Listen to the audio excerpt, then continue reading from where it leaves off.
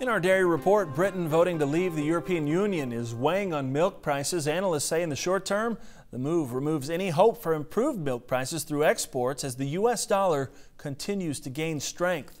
But the long-term impact could come at the expense of potential trade deals, including TTIP. Stuart Peterson's Naomi Bloom says a transatlantic trade and investment partnership could be off the table if other countries choose to back out of negotiations. It's very much going to be a major hurdle to even try to overcome seeing it happen, because if Great Britain and the UK is now out, other countries are potentially going to follow suit. And the whole part of the TTIP situation is to make sure the United States and the European Union were working together for the partnership. And so now there was concern, I was reading already this morning, that perhaps what if the UK now suddenly tries to do a bilateral move with the United States separate of TTIP?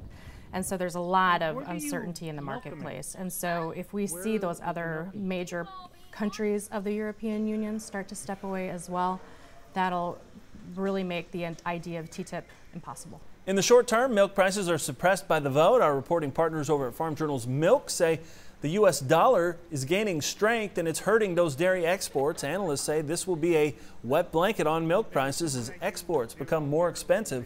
Already high-valued products like cheese and butter won't be able to compete globally.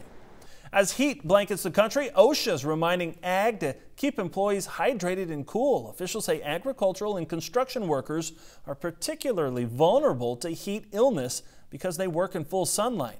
A review of heat-related deaths found frequently it was workers' first day on the job and they weren't acclimated to the constant exposure to the heat and sun. OSHA recommends drinking water every 15 minutes, rest in the shade to cool down, and wear a hat and light-colored clothing while you're outside. When we come back, a story more than 70 years in the making from one of the most iconic moments in American history.